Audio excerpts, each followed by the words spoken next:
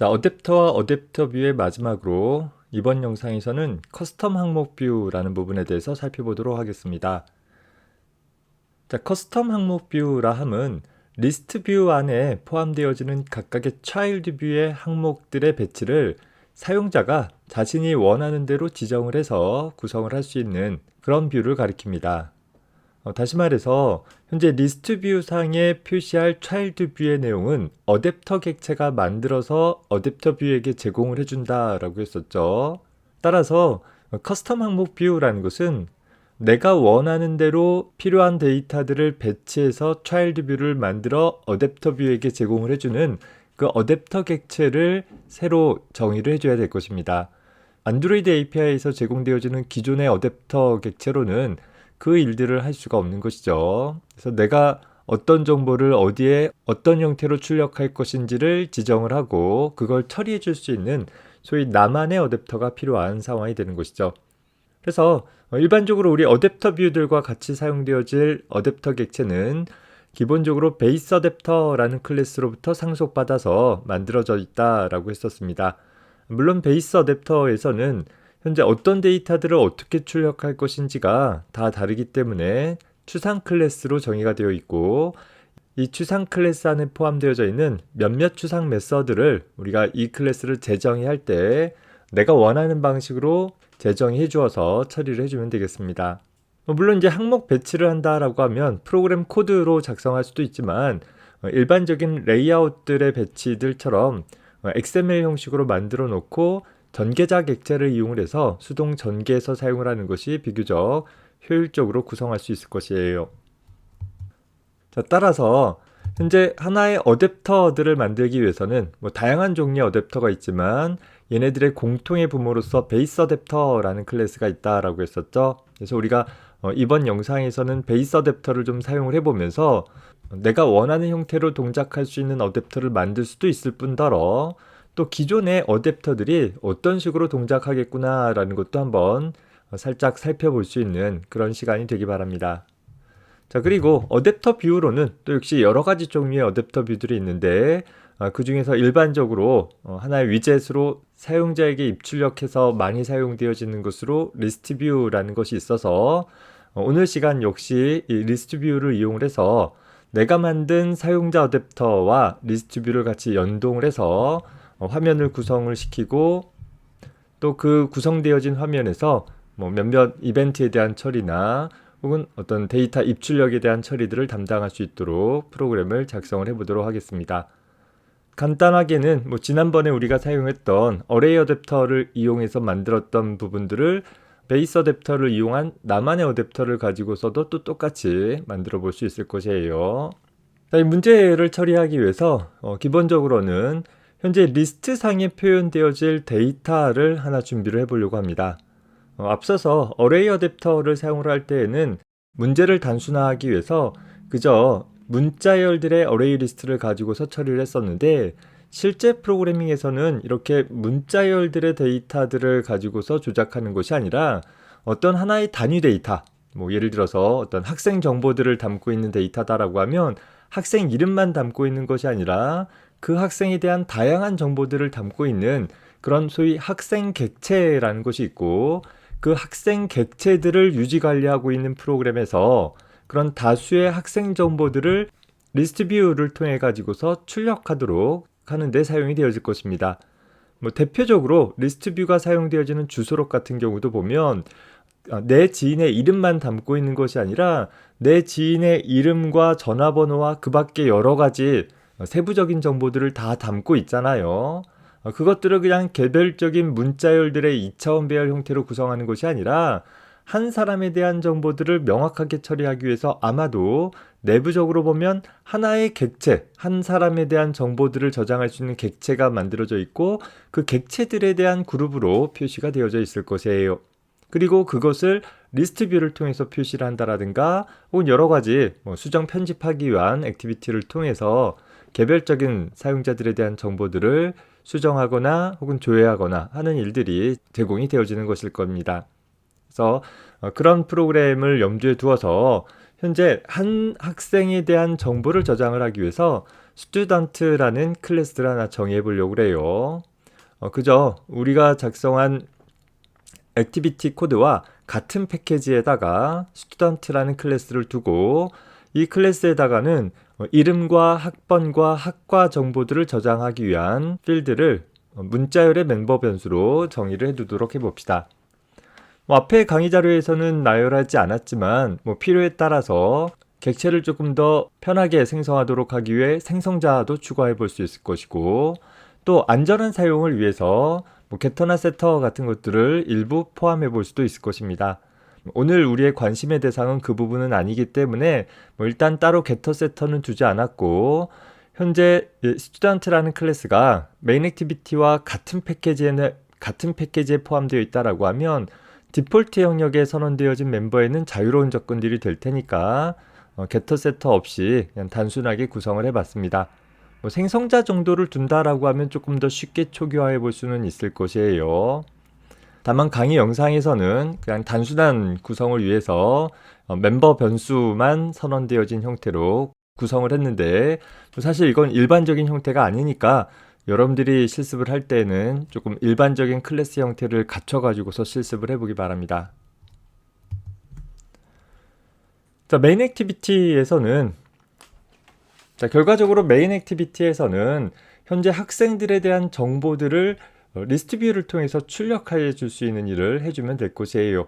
그래서 지난번에 어레이 리스트 사용했던 것과 마찬가지로 현재 메인 액티비티의 멤버 변수 영역에는 학생 객체들의 어레이 리스트로 mdata라는 참조 변수를 하나 두었어요. 역시 외부에서 자유로운 접근들을 하지 못하도록 차단하고자 한다라고 하면 프라이빗 영역에다가 설정을 해두는 것이 조금 더 안전한 선택이 될 수 있겠죠. 자, 이런 mdata라는 참조 변수에다가 실제 이제 학생 정보들을 담을 수 있는 일들을 해줘야 되겠죠.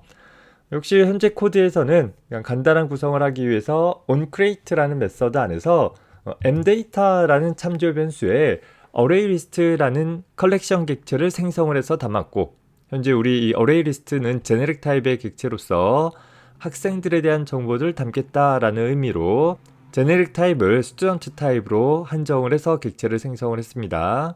자, 그리고 그 ArrayList에다가 데이터들을 추가하기 위해서 원래는 파일로부터 읽어드린다라든가 데이터베이스로부터 읽어드린다든가 하는 일들이 필요하겠죠.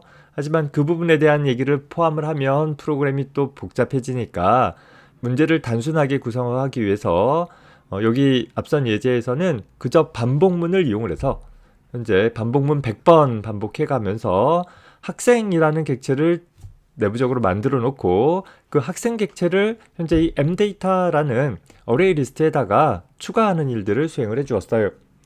물론 추가되어진 각각의 학생들에 대한 정보들이 다 똑같은 것이면 이게 서로 다른 데이터가 출력되는 것인지 아니면 하나의 데이터가 반복해서 출력되는 것인지 다소 구분이 안 되어지니까 그것들을 식별하기 위해서 어차피 우리가 문자열 형태로 저장을 했으니까 반복문의 그 인덱스 값과 같이 결부해 가지고서 서로 다른 문자열들을 갖는 객체로 구성을 해 가지고서 어레이 리스트에 담아 두었습니다.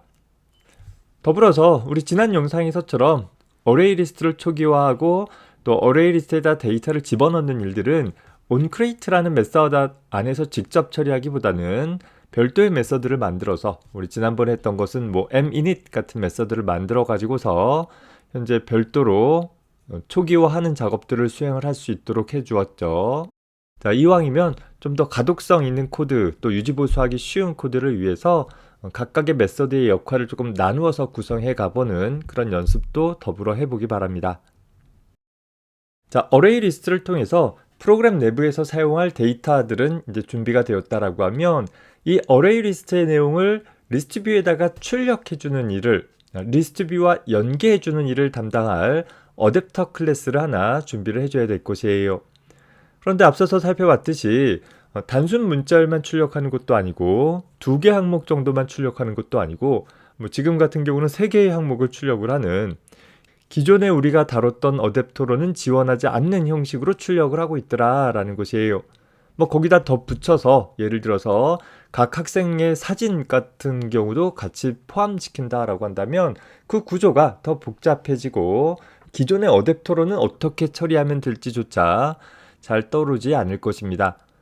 그런 경우에 우리는 새로운 나의 욕구를 만족시켜 줄 수 있는 나만의 어댑터를 하나 만들어낼 수 있는데, 그 작업을 하기 위해서 역시 메인 액티비티와 같은 패키지에 현재 베이스 어댑터로부터 파생되어지는 베이스 어댑터 EX 같은 이름은 여러분들이 조금 더 멋지게 지어주기 바래요. 일단 베이스 어댑터 예제다 라는 의미로 하나의 새로운 클래스를 만들어 둔 것입니다. 이 베이스 어댑터 EX라는 클래스는 생성자를 두어서 기본적으로 파생 클래스에서는 생성자를 두고 그 생성자 시작에서 부모의 생성자를 명시적으로 호출하고 있는데, 여기 같은 경우에는 부모의 생성자를 명시적으로 호출하지 않더라도 인자 없는 생성자를 통해서 처리하도록 구성이 된 것이죠. 그리고 현재 이 베이스 어댑터 EX라는 클래스 안에는 3개의 멤버를 두었어요. 하나는 컨텍스트 객체를 두었고, 보통 액티비티에 대한 참조를 전달받는 그 객체를 두었고, 또 하나는 현재 이 베이스 어댑터가 조작해줘야 할 데이터를 참조할 수 있는 어레이 리스트, 스튜던트의 어레이 리스트를 인자로 받도록 했어요. 이렇게 컨텍스트 객체와 어레이 리스트에 대한 객체는 액티비티가 갖고 있을 것이고, 그 액티비티에서 현재 어댑터 객체를 만들 때 생성자의 인수로 전달받을 수 있도록, 그리고 그 전달받은 내용을 멤버 변수에 저장을 해놓고 이후 작업들을 수행을 할 때 참조할 수 있도록 구성을 해놓은 것입니다. 그리고 세 번째는 생성자의 인수로 지정하지는 않았으나 레이아웃 인플레이터라고 해서 전계자 객체에 대한 참조를 하나 받아가지고서 유지하도록 했어요. 전계자 객체를 필요할 때마다 매번 얻는다라는 것은 사실 이게 어댑터 안에서 각각의 차일드 뷰를 하나 생성할 때마다 전개하는 일들을 수행을 할 텐데, 그때마다 전계자 객체를 따로 얻는 것은 굉장히 효율적이지 못할 테니까 현재 어댑터 객체를 생성할 때 전계자 객체에 대한 참조를 하나 얻어놓고 얘를 반복적으로 사용을 할 수 있도록 하는, 조금이라도 더 빠르게 처리될 수 있도록 하기 위한 그러한 구조를 하나 취하고 있는 것입니다. 더불어서 현재 베이스 어댑터에서 기술되어진 추상 메서드 중에서 다음의 메서드들을 재정의 하도록 했어요. 기본적으로 베이스 어댑터는 어떤 임의의 데이터들에 대해서 리스트 뷰에게 제공해 줄 수 있는 형태로 구성을 했기 때문에 내가 데이터를 어떤 형태로 가지고 있고 또 그 내용이 무엇인지에 따라서 현재 리스트 뷰에게 전달해 줄 데이터들이 다 가지각색일 거예요. 따라서 베이스 어댑터에서는 이 4가지 메서드를 추상 메서드 형태로 제공을 하고 있고, 반드시 파생 클래스에서 재정의 하도록 제공을 해주고 있는데, 첫 번째 살펴볼 것이 현재 getCount라는 메서드가 있어요. 현재 getCount라는 메서드는 리스트 뷰에게 제공되어질 차일드 뷰들의 개수, 즉 현재 리스트 뷰 상에 출력되어질 데이터의 개수를 반환을 해주는 그런 메서드인 것입니다. 현재 내가 전체 데이터를 생성자의 인수로 데이터라는 매개 변수로 전달받아서 현재 베이스 어댑터 EX라는 클래스에 mData라는 멤버 변수를 통해 유지를 하고 있기 때문에 우리가 전체 데이터 개수를 알고자 한다라고 하면 이 mData라는 어레이 리스트 객체에 대해 size라는 메서드로 추를 해서 현재 유효 데이터의 개수를 얻어낼 수 있는 것입니다. 이런 메서드는 내가 명시적으로 따로 호출할 필요가 있는 것이 아니라 리스트 뷰가 어댑터 객체와 상호작용하면서 내가 데이터 몇 개나 출력해 줘야 돼 라는 것을 확인을 할 때 이 getCount라는 메서드가 내부적으로 사용이 되어진다라는 것입니다. 두 번째 보면 getItemID라는 메서드가 있는데, 이 getItemID라는 메서드는 하나의 인자로 위치에 대한, 현재 차일드 뷰에 대한 위치 값을 전달받아서 그 요구되어지는 위치에 대한 데이터 위치를 반환을 해주는 그런 메서드입니다. 내가 가지고 있는 데이터의 순서와 리스트 뷰에 출력되어지는 순서가 달라질 수도 있다라고 한다면 그런 경우에 서로 매핑을 하기 위해서 제공이 되어지는 것인데, 일단 우리 수준에서는 가지고 있는 데이터 순서대로 화면에 출력한다라고 한다면 그저 그냥 포지션 값을 그대로 반환하는 형태로 단순하게 구성을 해볼 수 있을 것이에요. 그리고 세 번째 보면 getItem이라는 메서드인데, 이 getItem 메서드는 역시 요구되어지는 위치에 대한 오브젝트를 객체를 반환하는 메서드로서 이 포지션 번째에 있는 객체를 반환받도록 할 때 사용할 수 있는 것이에요. 자, 그래서 현재 mData라는 리스트 뷰로부터 포지션 번째의 값을 얻어와라 라는 의미로 get 메서드를 통해서 반환을 받아오면 간단하게 구현을 해볼 수 있을 것입니다.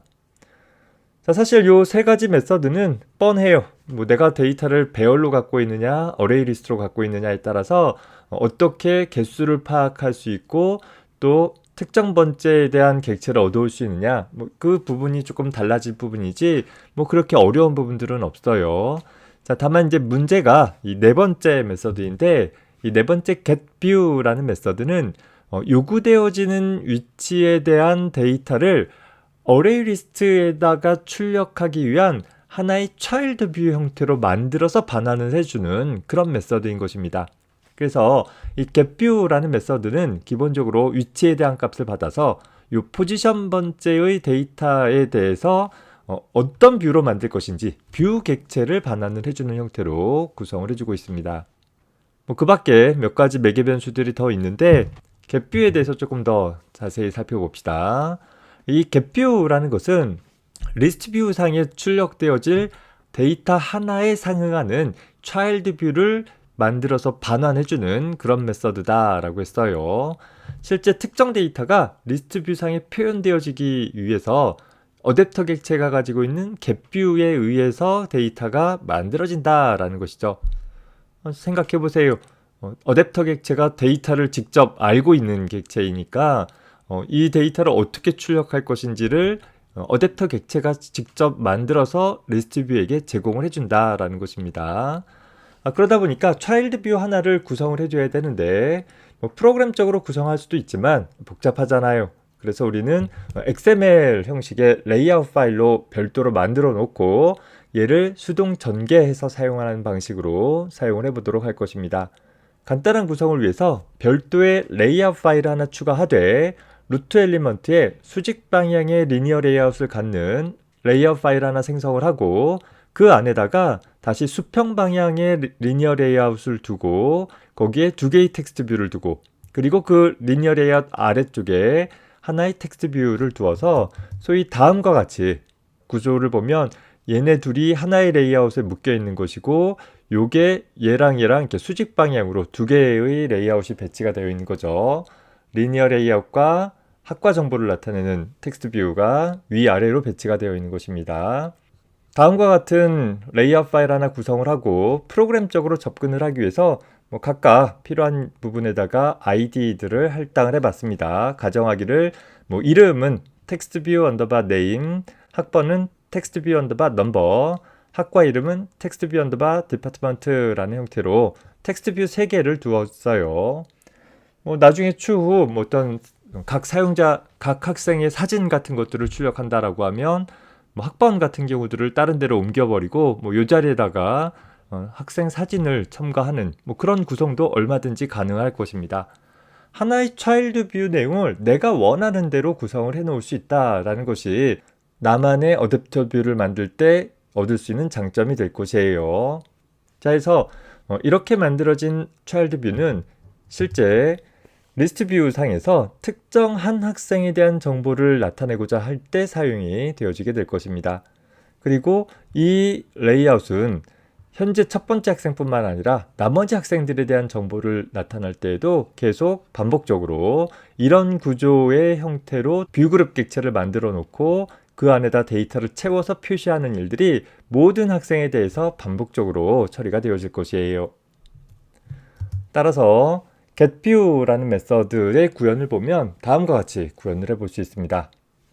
프로그램을 직접 작성해가는 과정을 강의 영상에다 담을 수도 있긴 하는데 코드를 작성하면서 설명을 하면서 녹음하는 것도 쉽지 않고 또 그렇게 작성되어진 부분들을 내가 타이핑하고 있는 과정들을 일일이 여러분들에게 지켜보라고 강요할 수도 없잖아요. 그런 부분들을 각각 편집해 가지고서 영상 만드는 것이 시간도 너무 많이 걸리고 효율성도 좀 떨어지는 것 같아서 요 세 번째 커스텀 뷰에 대한 내용들은 파워포인트 슬라이드를 통해서 설명을 해봅니다. 설명하는 과정 중에서 필요한 것들은 다 소개를 할 테니까 여러분들이 영상 들어보면서 혹은 영상 듣고 나서 직접 한번 작성을 해보면서 어떻게 동작하는지 또 어떤 식으로 프로그래밍 해야 하는지 좀 몸에 익혀둘 수 있기 바랍니다. 자, getView라는 메서드를 봅시다. 현재 함수 인터페이스 부분은 우리가 소스코드 자동 생성 기능을 통해서 쉽게 입력이 되어질 것이에요. 이 부분을 일일이 따라서 입력하고 있는 친구가 있지는 않겠죠. 자, 그 다음에 현재 이 getView라는 메서드에서 해줘야 될 일들이 무엇인가 보면 첫 번째로 우리 앞서 작성했던 레이아웃 파일, 바로 앞 슬라이드에서 작성했던 한 항목에 대한 정보들을 어떻게 출력할 것인지를 지정할 수 있는 현재 리소스 폴더 밑에 레이아웃 폴더 밑에 있는 리스트 언더바 뷰 언더바 아이템 언더바 레이아웃.xml이라는, 만약에 여러분들이 다른 이름을 부여했다라고 하면 그 이름을 여기다 써주면 될 것이에요. 자, 그 레이아웃을 수동으로 전개라라는 일을 하기 위해서 전개자 객체의 inflate라는 메서드를 통해서 하나의 뷰 객체를 얻어오게 된 것입니다. 이미 이 레이아웃 안에 루트 엘리먼트를 포함하고 있기 때문에 이 inflate라는 메서드의 두 번째 인자는 그냥 널 값을 부여해 주었어요. 자, 그러면 최상위 요소가 현재 리니어 레이아웃이니까 하나의 리니어 레이아웃 객체를 전달받을 수 있게 된다라는 것이에요. 자, 그리고 나서 그 전개되어진 객체 내에 있는 몇몇 뷰들을 참조하기 위해서 여기 보면 find view by id라는 메서드로 호출했는데, 우리 액티비티에서는 현재 액티비티 내부에서 전개되어진 내용들을 접근을 하기 위해서 액티비티의 메서드인 find view by id를 액티비티 자기 자신에 대해서 호출을 한 것이죠. 현재 전개되어진 뷰들을 액티비티가 갖고 있으니까 그 자신에 대해서 어떤 특정 아이디를 가지고 있는 뷰에 대해서 찾아다오라고 요청을 한 것이에요. 자, 다만 여기 베이스 어댑터 ex라는 것은 액티비티도 아니고 심지어 뷰도 아닌 것이죠. 자기 스스로 어떤 뷰들을 갖고 있지 못하단 말이에요. 그 뷰는 누가 갖고 있느냐? 바로 여기 전개자 객체를 통해 수동 전개한 이 아이템 레이아웃이라는 뷰그룹 객체가 바로 다수의 뷰들을 가지고 있는 그런 뷰가 되기 때문에 그 뷰에 대해서 find view by id를 호출을 해주어야지만 현재 우리가 수동 전개한 뷰에 대한 참조를 얻어올 수 있게 되는 것입니다. 다시 말해서 현재 이 부분에서 this.find view by id라고 호출할 수 없고, 왜? 현재 this는 어댑터 객체인 것이지 뷰나 뷰그룹 객체가 아닌 거잖아요. 그래서 가능하지 않고, 또 컨텍스트 객체에 대해서 역시 context.find view by id 할 수도 없는 거죠. 왜? 그 컨텍스트 객체는 이런 아이디를 가지고 있는 뷰들을 갖고 있지 않잖아요. 그건 누가 갖고 있느냐? 이 아이템 레이아웃이 갖고 있기 때문에 아이템 레이아웃에 대해서 호출해줘야 한다는 거 차고 없기 바랍니다. 자, 정리하면 이 부분에서는 현재 이 아이템 레이아웃이라고 전개되어진 객체에서 어떤 아이디를 갖는 뷰들을 찾아라 라는 형태가 되는 것이니까 반드시 아이템 레이아웃.find view by id라고 해서 id가 텍스트 언더바 name이라는 혹은 number라는 혹은 department라는 그런 세 개의 뷰들에 대한 참조들을 각각 얻어올 수 있게 되는 것이에요. 텍스트 뷰 3개에 대한 참조를 얻어온 것이죠. 왜? 전개를 통해서 만들어진 텍스트 뷰들은 그저 빈 내용들만 담고 있기 때문에 그 각각의 텍스트 뷰 안에는 아마도 텍스트 속성을 부여하지 않았을 수도 있고, 또 텍스트 속성이 부여되었다 하더라도 모든 요소들을 다 똑같은 하나의 값으로 출력하고 싶은 건 아닐 테니까 현재 이 3개의 텍스트 뷰에 대한 참조를 얻어오고, 그 얻어온 참조를 가지고서 각각의 뷰에 대해서 현재 데이터와 연관되어진 이런 이름이라든가 학번이라든가 학과 이름 같은 경우들을 출력할 수 있도록 하는 처리를 해줘야 될 것이에요. 일단 전개되어진 뷰에 대한 참조를 얻어왔으니까 그 다음에 해줘야 될 것은 각각의 텍스트 뷰 객체에 대해 setText라는 메서드를 통해서 내용을 바꿔주면 되는데, 그 내용물은 누가 갖고 있어요? 바로 이 mdata라는 현재 베이스 어댑터 ex라는 클래스의 멤버 변수로 설정되어 있는 베이스 어댑터 ex라는 객체가 생성될 때 액티비티 측으로부터 전달받은 이 어레이 리스트에 대한 참조 변수를 통해서 현재 포지션 번째에 있는 데이터에 대한 객체를 얻어오게 되는 것이고, 현재 mdata가 student의 어레이 리스트이기 때문에 mdata.get 하고 나서 어떤 값을 써주면 어레이 리스트에 저장되어진 그 번째 객체, 즉 student 객체 하나가 반환이 되어지겠죠. 그 student 객체의 이름 값을 얻어다가 textView underbar tv에 설정해라 라는 것이고, 학번 값을 얻어다가 설정해라, 학과 값을 얻어다 설정해라 라는 형태로 구성이 된 것입니다. 만약에 student라는 클래스에 이 세 가지 필드들이 프라이빗 영역에 있다라고 한다면 저렇게 멤버 변수 값을 직접 갖고 올 수는 없겠죠. 그 경우에는 student라는 클래스에 getter 메서드를 추가하고 이 부분에서 각 객체에 대한 getter 메서드를 호출을 해오는 것이 더 바람직할 것입니다.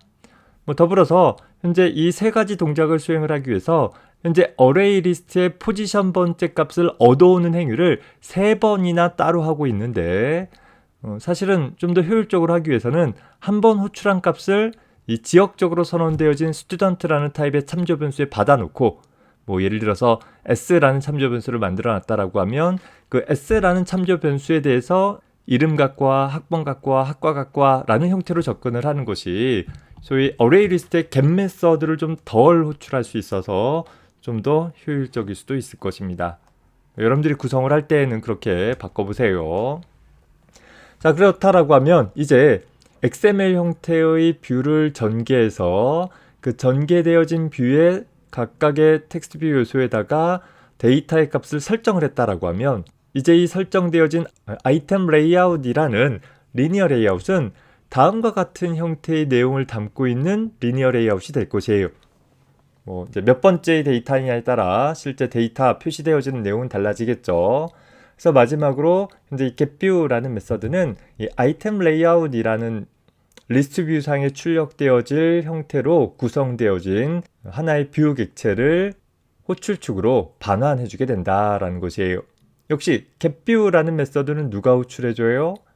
내가 명시적으로 호출하는 것이 아니라 어레이 리스트가 현재 자신의 포지션 번째의 값을 예를 들어 0번 위치를 출력하고자 할 때 getView 하기를 0이라는 값을 가지고서 호출을 해내는 일을 수행을 할 것이고 그 과정이 끝나면 역시 1번 항목, 2번 항목, 3번 항목 각각의 항목들을 호출할 때마다 이 메서드를 호출하게 될 거예요. 현재 나한테는 데이터가 100개가 있었으니까 현재 어레이 리스트는 어댑터 객체의 getCount라는 메서드를 통해서 현재 출력할 데이터가 100개가 있구나 라고 처리를 한 것이고 그 100번만큼 getView를 내부적으로 호출해 나가는 일을 수행을 해 나가게 되는 것입니다. 이제 어댑터 클래스가 준비가 되었다라고 하면 이 어댑터 클래스를 리스트 뷰와 같이 연계해 주는 작업이 필요하게 될 것이에요. 자, 그래서 리스트 뷰를 하나 만들어 봅시다. 액티비티 언더바 main.xml의 내용을 바꿔도 좋겠고 아니면 새로운 레이아웃 파일을 만들어도 좋겠고 하여튼 루트 엘리먼트로 리니어 레이아웃을 갖고 있는 하나의 레이아웃 파일을 만들어내고 그 안에다가 리스트 뷰를 꽉 채워봅시다. 일단 다른 항목 없이 액티비티 전체를 리스트 뷰로 채우려고 하는 것이에요. 자, 그리고 프로그램적으로 접근을 해줘야 되니까 이 리스트 뷰에다가 ID를 설정을 해봅시다. 어떤 아이디어도 상관없지만 여러분들이 잘 기억을 해줘야 되겠습니다. 자, 해서 이렇게 하나의 리스트 뷰를 가지고 있는 XML 문서에 대해서 메인 액티비티 안에서 사용을 해줘야 되겠죠. 제일 먼저 해줘야 될 것은 잊지 말고 현재 내가 사용하고 있는 액티비티의 내용물을 담고 있는 레이아웃 파일을 setContentView의 인자로 지정을 해주어서 기존의 액티비티 언더바 main.xml을 수정했으면 그냥 놔두면 되지만 새로운 XML 문서를 만들었다라고 하면 얘를 먼저 좀 바꿔놓고 작업을 하기 바래요. 내가 앞에 강의 영상 찍을 때 보면 항상 이 내용을 바꾸는 것을 잊어먹고 영상의 마지막에 가서 수정을 하게 되는데 평소에는 액티비티 언더바 main.xml을 수정하는 형태로 사용을 하다가 강의 영상 찍으면서는 프로젝트를 자꾸 만드는 방법들이 번거로울 것 같아서 레이아웃 파일을 따로 만들어서 작성하는 식으로 강의 영상을 만들다 보니까 자꾸 setContentView의 내용을 초기에 바꾸지 않고 나중에 바꾸는 형태로 영상이 만들어졌어요. 사실은 그게 추천하는 방법이 아니라 잠깐 실수해서 놓쳐버리면 프로그램이 비정상적으로 동작할 수 있는 계기가 되기도 하니까 여러분들 같은 경우에는 레이아웃 파일을 만들었으면 당장 실행해보지 않는다 하더라도 레이아웃 파일을 만들자마자 set content view의 내용을 먼저 수정해 버릇하기 바랍니다. 어찌됐든 간에 set content view로 전개되어진 애에 대해서 어댑터 객체와 리스트 뷰 객체를 같이 연계해 줘야 되는 거잖아요. 그래서 onCreate라는 메서드 혹은 onCreate라는 메서드에서 리스트 뷰를 초기화하기 위해서 별도로 호출되어지는 메서드 내에서 어댑터 객체를 먼저 생성을 해줘야 될 것이에요.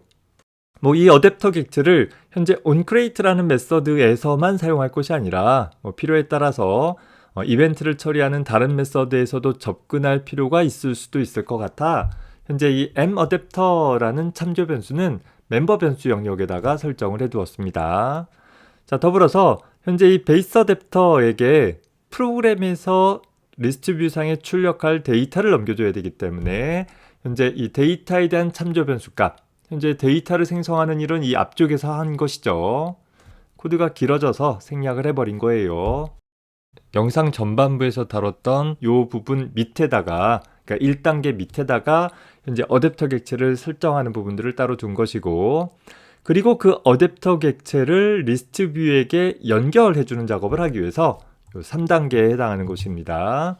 find view by id 하기를 현재 XML 문서에서 전개되어진 이 리스트 뷰에 대한 id를 가지고서 리스트 뷰 객체를 얻어오고 그 리스트 뷰 객체에 대해 set 어댑터 하기를 현재 2단계에서 생성한 어댑터를 연결하는 형태로 구성을 해본 것입니다. 다시 반복하지만 강의 영상에서는 코드를 좀 단순하게 유지하기 위해서 onCreate 안에서 모든 일을 다 처리하는 형태로 구성을 해놨지만 여러분들은 우리 지난 심플 어댑터 관련한 영상 했던 것처럼 한 화면에 보여질 수 있을 정도의 단순화되어진 책임과 역할을 수행을 하는 별도의 사용자 정의 메서드를 만들어서 자꾸 좀 분할해서 구성하는 연습을 해보기 바랍니다. 가끔 프로젝트 같이 큰 규모의 프로그램을 작성할 때 보면 하나의 메서드가 수백 줄 되어져 가지고서 뭔가 하나 수정하려고 하면 어디서부터 손을 대야 될지 다소 난감한 경우들도 종종 있었어요. 이왕 프로그램 작성하는 것 역할을 분명하게 쪼개 가지고서 어떤 일을 하기 위해선 어느 부분에서 어떻게 처리하는지가 좀 더 분명하게 드러날 수 있도록 함수 이름을 정하고 또 함수에게 책임을 할당해 버릇하는 연습을 해가기 바랍니다. 자, 그리고 나서 프로그램을 수행을 하면 잘 수행이 될 거예요. 여러분들이 한번 직접 실행을 해서 그 동작 결과를 확인을 해보기 바랍니다. 만약에 제대로 수행이 되지 않고 프로그램이 비정상적인 오류가 발생이 됐다라고 하면 앞선 강의 영상의 내용들을 차근차근 살펴보면서 각 단계에서 놓친 부분들이 무엇이 있는지를 한 번씩 찾아보기 바랍니다.